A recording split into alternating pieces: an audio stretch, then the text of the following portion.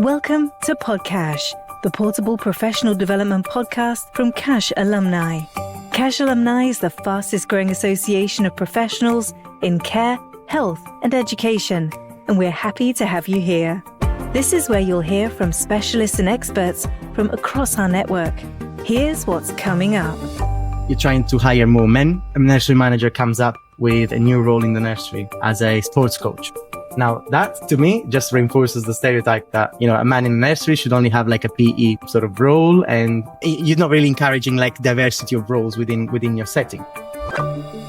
Let's jump in to this week's episode. My name is Claudio. I am the head of diversity here at Nail Childcare and Teaching Jobs. I've always worked in the early years industry since I moved to the UK. I'm originally from Italy. I moved to the UK when I was 19. So it was a completely new world for me, and started working in the nursery as an apprentice. And then I worked my way up to a managerial role within 4 to 5 years' time, roughly. I've owned my own setting for a couple of years as well before the pandemic. And it was during the pandemic that unfortunately, I had to close it down. And during the lockdown, I started connecting more and more with other practitioners outside of my 4 nursery walls, let's say. And that's when everything started to click, when I realized that there are many other men out there working in the sector that experience the same challenges as me when I was in the classroom, and did some research online. And I realized that there wasn't really any active organization that was supporting men in the early years industry. So I thought that was, a massive gap in the market that was well needed. And that's when I founded Male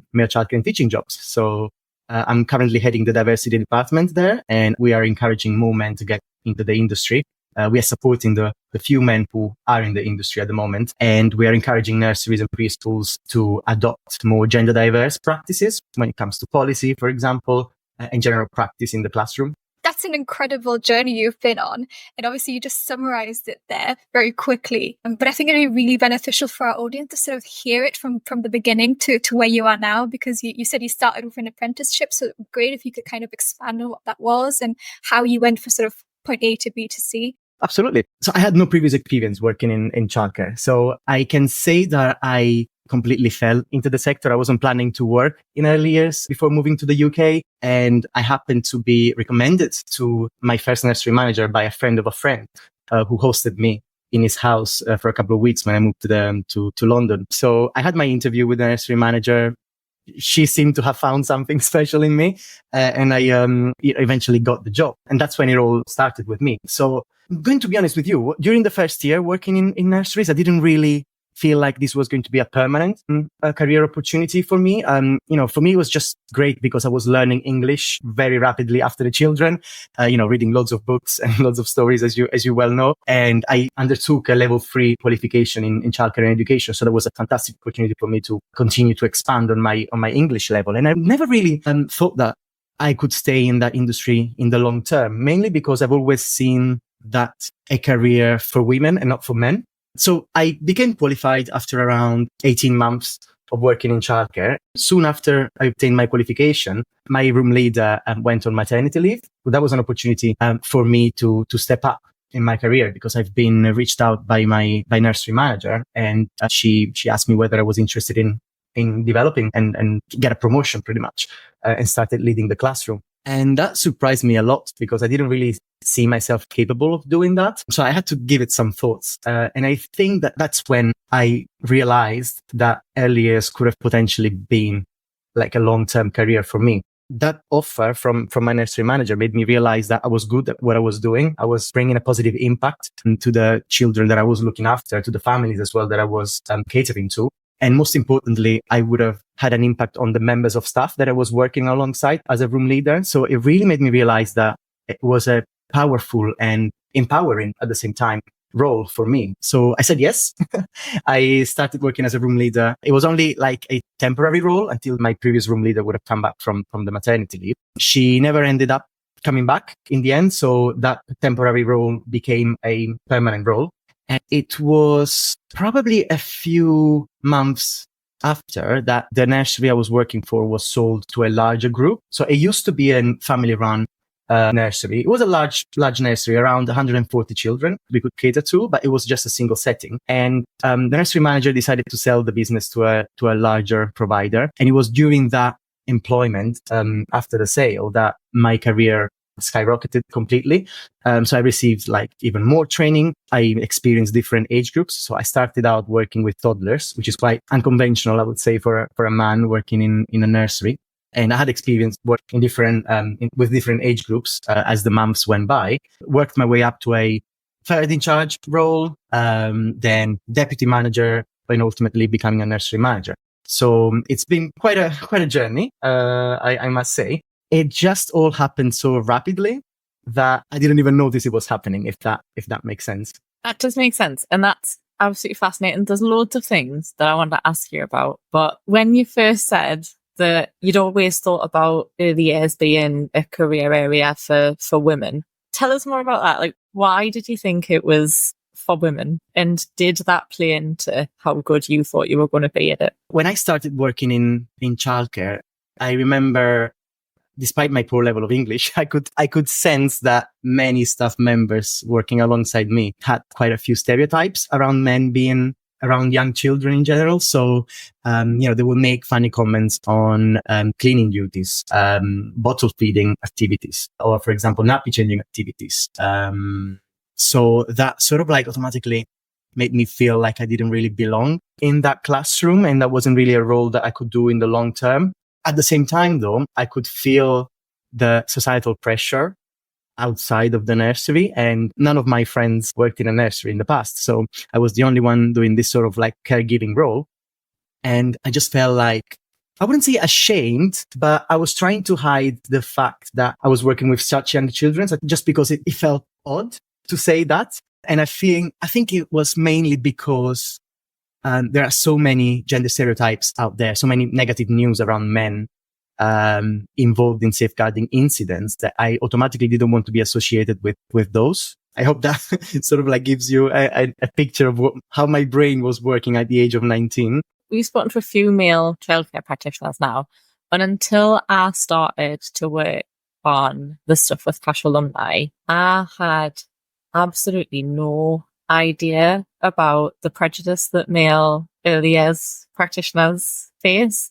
Tell us a little bit more about like how did that like actually manifest within settings? You've talked a little bit about the idea of a man working in early years, but how did the settings that you work in address that sort of stuff? Being completely transparent with you, let's say the parental concern of having a man engaging in caregiving activities, especially intimate care routines for children, wasn't really a barrier for me when I chose to work in a nursery. So that's something that only happened once I've started working. So obviously I had one of the parents who requested that I wouldn't be changing their child's nappy. And I remember that happened probably just a few months after I started working in childcare. So I remember feeling even more, like an outlier in the industry. I was very lucky because my nursery manager stood up for me, and she did explain to the parents that we do have equal policies for all members of staff, regardless of their gender and other protected characteristics. So it was something that she couldn't simply accommodate. I remember the parents explaining my nursery manager that was more of a cultural reason why she didn't want me to change that child's nappy. But again, nursery manager was really understanding towards that belief. But at the same time, she did explain that we would be pretty much breaking the law if she did discriminate against me in an intimate care routine with children. So that was a clue moment for me, because I just felt nurtured as an employee, and I felt like my nursery manager would have preferred to lose that client as a parent, or losing me pretty much. So it was quite an enlightening moment for me. With regards to your, what you've mentioned about policies and procedures, you'd be surprised to see how much of that still happens. I'm very lucky that I get to speak with quite a few men working in the United Kingdom in nurseries and preschools. And I recently came across a story where a member of staff raised an issue with regards to this man having a child sitting on his lap, and the member of staff described that the nursery does have a policy that forbids members of staff to have children sitting on their laps, but he saw that this policy was implemented only to him and not the rest of the practitioners who were female. So he just felt like automatically like left out, discriminated against. Unfortunately, these things still happen to this day. You might think like that's something that could only happen in the past, but Now, this happened around 2 months ago. Unfortunately, this is an example of poor company culture, I would say, in a nursery. And I feel like it should never happen. If you do have a policy around physical contact with the children, that should apply to all your members of staff, regardless of their gender. Sounds like the issue isn't necessarily in the written policy, but in how it's actually applied within that culture. It's okay to ignore it as long as you're not the person that it's aimed at. Absolutely. I remember once attending a training course about how to professionally love children, and how sometimes members of staff are acting in a selfish way, let's say, just to, get a cuddle out of the child. They might have had a bad day themselves, so they wanted to cuddle children. So I attended this training, which was addressed at all members of staff, regardless of their gender. And this was specified during the training. That made me feel like it wasn't directed to me, but it was to everybody. I think, it's very important to host these training sessions and to make it clear that they are for everybody and not just for specific demographics within your nursery. You've touched on this already just in what you were talking about there, and that's the challenges you've experienced working in that role. And we've always talked about prejudices, stereotypes, but I wondered if you could also touch on other challenges you face, maybe things like isolation and sort of that lack of maybe peer support and those kind of things. You've touched on a really important point there, because I think to better understand the unique challenges that we experience as men, it's essential, I would say, to consider staggering statistics around the male representation in the sector. Male used to represent around 3% of the workforce in the industry, and recently the statistics have just dropped down to 2%, which brings us to where we were around 25 years ago, which to me it's unthinkable. That combined to the many stories that I hear from the members of our community as well, so personal perspectives, we all seem to be experiencing feelings of isolation in the sector. And in my opinion, that's mainly due to the fact that we don't have a mentoring figure that we can relate to. That's not just to say that a male mentoring figure is better than a female one in general, but sometimes as mentees, we do look up to people to whom we can relate. I was lucky enough to have somebody there. My deputy manager was a man, so I was lucky, but many men out there who work in nurseries, they might be the only person in their setting. And that, I think, highlights how isolated they can feel in their workplace. Just to give you an example, we've had stories a man would get into the staff room and, topics of discussion in the staff room wouldn't be, let's say, traditionally seen as masculine. Let's put it that way. And obviously, I'm not stereotyping discussion topics, but that person felt extremely left out. So obviously, it's not fair to ask a staff team to adjust their topics of discussion, because that's not, it's not how it works. A feeling of isolation is one of the main challenges that a man can experience in the sector. So I think it's important for nurseries and preschools to create that culture of same gender mentorship where possible. In some cases, I understand, and it's normal that just can't happen because there aren't any men in that setting. So it's sort of like a chicken and egg situation, or what comes first. And that's where I think external mentoring can be very beneficial. So, outsource mentoring from other organizations or other companies, and provide that sort of relatable figure for men in the industry. That obviously, has other benefits as well, not just supporting your men in the industry, because obviously a member of staff who's mentored by somebody who's external might feel more reassured that anything that they disclose might not have any repercussion at work. Talking about things that are not related to safeguarding, but let's say I think they can feel much more open to discuss things. Another challenge I think that we experience as men is sometimes an unfair load of work. I can relate to this myself, and I've recently spoken with a member of our community as well who was sadly considering to leave the industry because he was burned out. And when I asked him what had happened more in detail, he said that he was under the impression that he was given all challenging behaviors in the classroom and all children with special educational needs just because of his gender, under the assumption that he could get on with it just because the misconceptions that society gives us. So I think that's something that should be really, really considered, on a managerial level. And you shouldn't be assuming that your men in the settings can take that much of a pressure. I feel that even in the recruitment process, sometimes managers decide to hire a man because they already have a preconceived role for them. So for example, I want to hire a man because I need somebody authoritarian in the preschool classroom. And I think that's so wrong, because obviously you shouldn't assume that a man wants to work in a preschool class just because of his gender. But most importantly, you don't want to reinforce those negative gender stereotypes around men adopting aggressive, violent behavior. I think it's so wrong, and you shouldn't really encourage that. Introducing Cash Alumni Plus membership, your passport to exclusive features and professional development opportunities. You can now choose to elevate your membership experience and enjoy a host of enhanced benefits, including a brand new comprehensive library of e-learning modules and cashback discounts worth up to an average of £329 in savings per year. Expand your circle, exchange ideas, and stay ahead of industry developments with access to networking events both online and in person.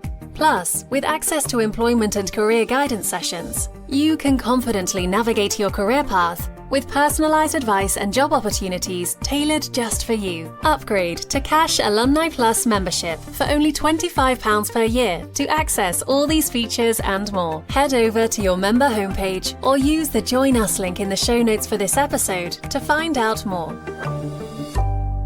You've just addressed obviously a lot of challenges that are faced. What would you recommend to settings looking to employ more men? How did they approach the topic? What did they do to seem more inviting, more welcoming? I think there's quite a lot of things that can be done about this, actually. And I truly believe that there should be a holistic approach to the inclusion of men in early years. Like, there's a lot of information put out there, a lot of research done about what the challenges, of men in early years are, but not a lot of practical tips on what a nursery should do. And I think there should be a comprehensive approach to different aspects of the childcare and education industry, such as, for example, policy development. Are your policies and procedures truly inclusive for both genders, for example? As early years leaders and practitioners, we do try to get more fathers involved into the nursery life, for example. We do recognize the benefits of a gender balanced parenting style. But what about, why aren't we offering equal parental leaves to our members of staff, for example? That's such a crucial point. If you're trying to attract more men to work in your workplace and you're advocating for gender equal parenting, I think that's a key policy to consider. It's like, if you don't have it, it's like going fishing without a bait on your fishing rod. Men in general, there's such an untapped resource in the industry, and having policy tweaks as such could be really the game changer to start utilizing that resource. That's only just one little piece of the bigger picture. So just to give an example, like, there are many other things that we should be doing as leaders, and I don't think many nurseries are doing yet. And that's, for example, providing high quality CPD training to all gender members of staff with regards to gender inclusive practices. And just to give you an example of that, we once had a member of our community sharing his induction experience in a new nursery he started working at. And the moment he stepped in, he just felt like everyone was staring at him and sort of like waiting for him to do something wrong, or, he felt really, really observed, but not in a professional manner, and in a constructive manner. So I think, educating your staff members on the benefits and the challenges of in early years, but also on how to behave and how to foster a more inclusive gender environment. I think something that should be done. But also make your recruitment process more inclusive for all. So you should really eliminate those recruitment biases that often arise in the way we're writing job advertisements.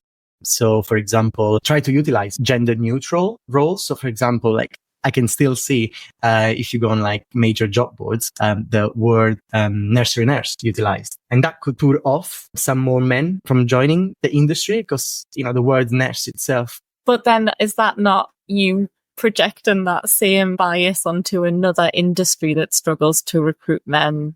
Because nurse is not a gendered role. Nurse is a gender neutral term that is affected by the same stereotypical prejudice as early years and childcare roles are. No, absolutely. I agree with you, on that.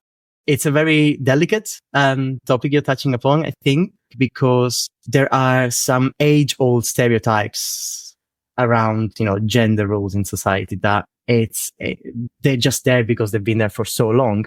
Yes, I agree with what you say. And sometimes you've got to leverage certain stereotypes and certain ideas to be able to challenge them at the same time. I'll give you an example. Let's say you're trying to hire more men and a nursery manager comes up with a new role in the nursery as a sports coach. Now that, to me, just reinforces the stereotype that, a man in the nursery should only have like a PE sort of role, and you're not really encouraging like diversity of roles within your setting. Now, to me, if that's a way to start getting a man in the nursery, I think it's a small win.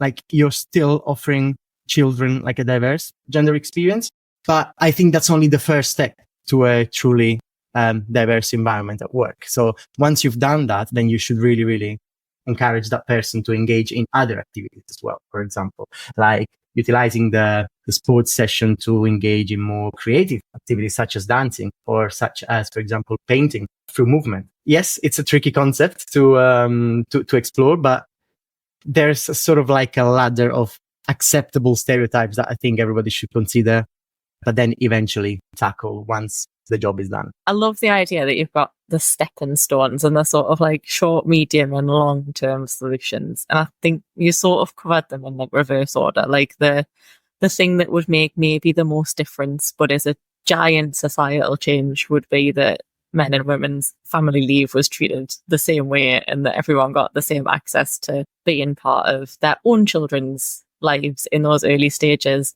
because that would be good for everybody involved, but also because then more men could naturally find out that they enjoy spending time with children and that they are really good at helping children to develop in all of the different ways that we need people to help children to develop. In the medium term, we can change some recruitment practices, and we can maybe rethink how we talk about roles, maybe not just for the benefit of men, but maybe actually rethink in terms like nursery nurse, and thinking about coming up with some job titles that actually reflect what the job is now, maybe as opposed to what the job was in the 1940s, might be helpful, and reposition that for everyone who's involved to help professionalize the sector a little bit more in how it's seen in general. But then in the short term, we can help people to understand a little bit more about why it's important and how we can change things and get more men involved in order to open that door a little bit and to creep in while all of those other changes are able to happen. Does that sound like a fair summary of the stepping stones? Absolutely. I'm totally with you on that. There wouldn't be any point in advertising a role for a man if there's nobody interested in that role. If I think it's very beneficial for a nursery manager or a leader or a recruiter to get to understand the dynamics in their local community and see what men in those communities are interested in, and then potentially create roles or attract them, leveraging on those interests. You might find that in a more affluent city like London or Manchester or Birmingham, men are more interested in creative arts and design topics, whereas in more rural areas, maybe they might be interested in more like woodworking or, let's say, physical activities, sports. So yeah, I think it's a very fair summary of what we discussed.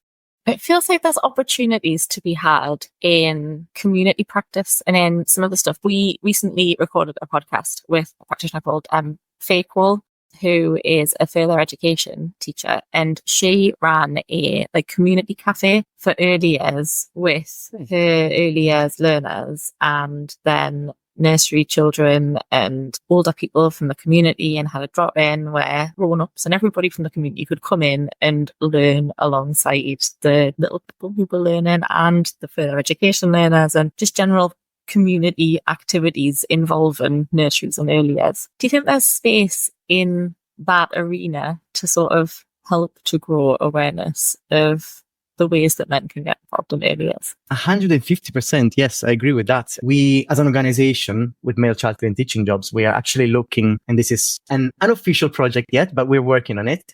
We're looking to work with the UK Men's Shed Association nationwide. So it's mostly, older men in society, mostly retired men who get together in their shed to do woodworking activities, but it's not necessarily about woodworking. So we're looking to liaise with them now to gather any interest they might have in early childhood education, which could be derived from, for example, them having recently become a grandfather or simply wanting a change of pace in their life. So we will be liaising with them to provide them with information about how to get into the sector and potentially train them on some essential requirements such as safeguarding, health and safety, and so on. Who knows what could derive from that? We might have a club of older men getting into nurseries and do woodworking activities with the children. I think it's fantastic. Liaising with the community is the best thing that you could do. And liaise with your local shops, even if it's a mechanic, a motorbike mechanic who, is child friendly and they want to get involved with that. You could bring your children to his workshop and children could learn all about motorbikes. You could really get creative, as long as you do it in a safe way, you risk assess it. I think only sky is the limit, really.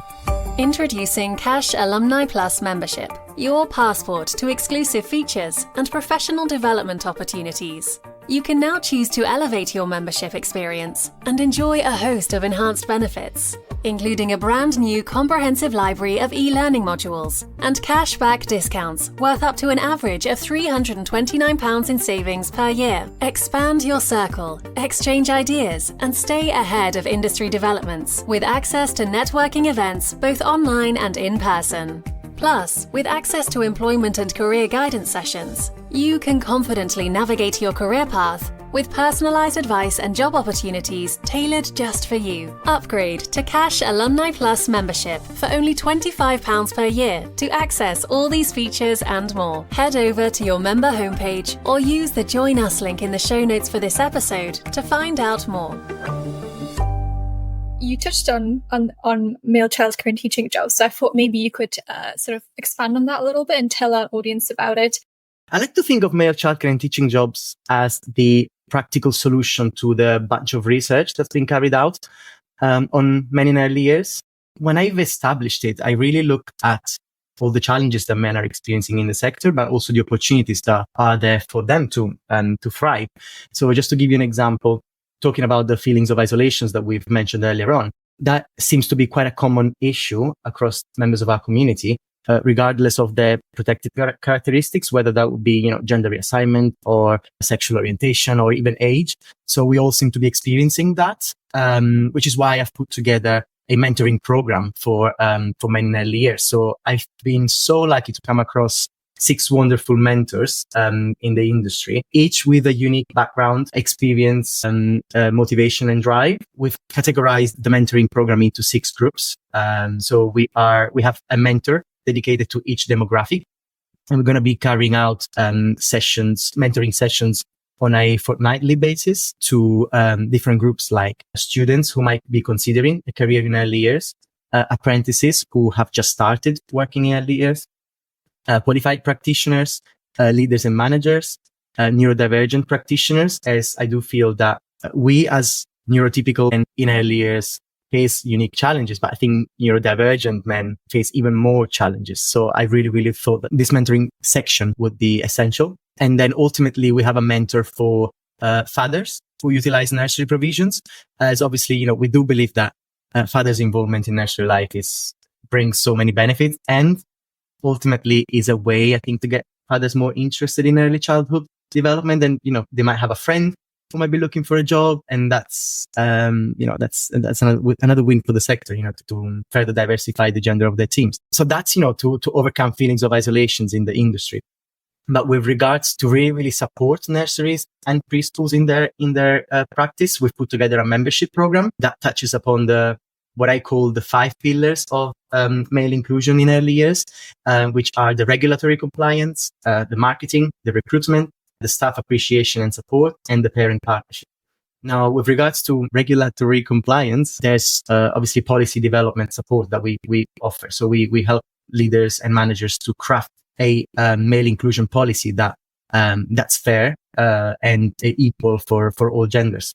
We have an e-learning platform on our website that addresses some of the biggest challenges when it comes to gender inclusivity in teaching. So we've got comprehensive CPD library of content where we deliver training on all things gender inclusivity, such as, for example, how to attract more men, how to make your environment more inclusive, how to make your recruitment processes more inclusive themselves. With regards to recruitment itself, we've established a job board on our website, which I think it's a very well needed resource in the early years industry, because I don't really feel there is any diversity job board at the moment going on that caters to early years educators. So with our job board, we really aim to support those employers who are actively looking to and promote opportunities to men in society, whether they have experience in early years already or whether they're looking to start a job in early years. So that's a crucial aspect of gender inclusivity in a nursery.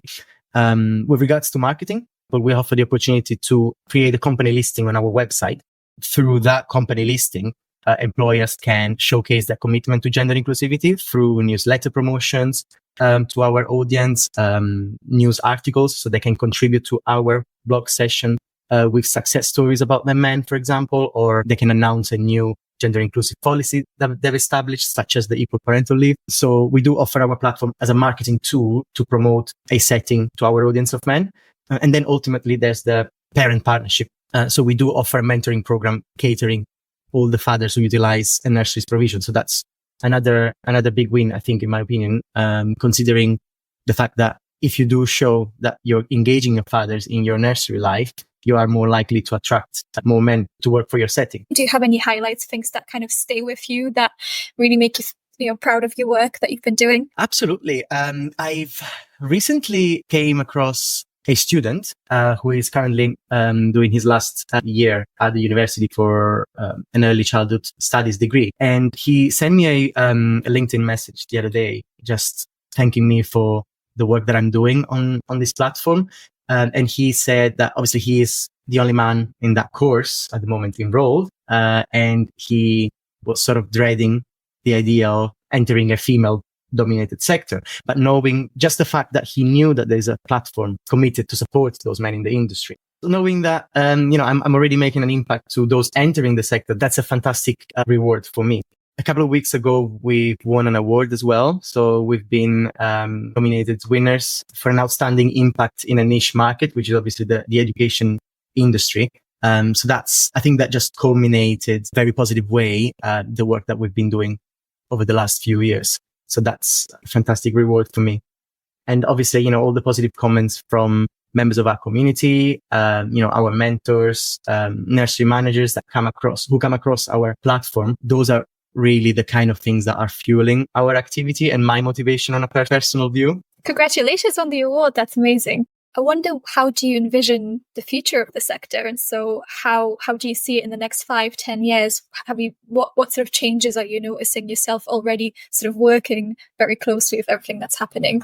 So I feel that there's a lot of awareness raised with regards to men in early years. We've got to a stage where we know the benefits, we know the challenges that men are experiencing. Yes, continuing to raise awareness is a crucial aspect of our life in the early years industry. But I feel that nursery managers should be acting upon those a bit more. So we've been talking the talk so far. Now it's time to walk the walk. So it's about putting all that knowledge in practice and taking those active steps to promote men in early years. That is happening in some nurseries already. So I'm really hoping to see that those nurseries are going to be a source of inspiration for the settings who aren't doing that yet. And that's where I think marketing comes in very handy. So I see a lot of positive activity on LinkedIn, for example, with regards to promoting men in early years. There's a lot of active campaigning going on. What I would love to see on a personal perspective is more of the other stuff as well. So change of policy, more training, and planning more events aimed at raising awareness of men in early years. One thing that I've noticed last year, which I found quite pleasurable to see actually, was that I attended a conference about special educational needs, and one of the awards that was organized as part of the conference was aimed at men working in SEND. And that to me stood out completely because the organization who planned that award just sent a massive, powerful message to the broader community. And I couldn't help but posting it on my LinkedIn as well, of course. That's the kind of activity that's happening. So I'm not going to lie, I reached out to quite a few award organizers this year to start introducing a Men in Early Years award for each of them. So currently waiting on them to get back to me. Some of them got back to me very positively. So we're hoping to see that happening in 2025 a bit more. I love seeing more awards that are sort of including men and other demographics, and sort of just normalizing these things and making it just part of society, part of life. Like it should just be the norm. We could probably talk to you for many more hours. Is there anything else you'd like to sort of add, tell our audience, any interesting projects, anything that's happening, and also if you could let our audience know where they can find you to get in touch if they'd like to learn more. Absolutely. So from a professional perspective, we are really pushing those memberships out at the moment. So we, if a nursery manager or a leader or a group of nursery of any size is interested in improving their practices in gender inclusivity, do feel free to reach out to me. If you want to reach out to me, you can find me on LinkedIn, Claudio Sisera. That's my full name. Or you can follow one of our pages on social media, which I'm going to repeat the full name of the organization, which is Male Childcare and Teaching Jobs. And we are on the major social media platforms like LinkedIn, Instagram, Facebook, and X, formerly Twitter. Amazing. Thank you so much for coming onto the podcast. Thank you for having me. Thanks for listening to Podcash. If you enjoyed it, please follow or subscribe on your podcast app so you never miss an episode. You can also watch many of these conversations by heading over to cashalumni.org.uk and going to the CPD and best practice section of the site. That's cashalumni.org.uk.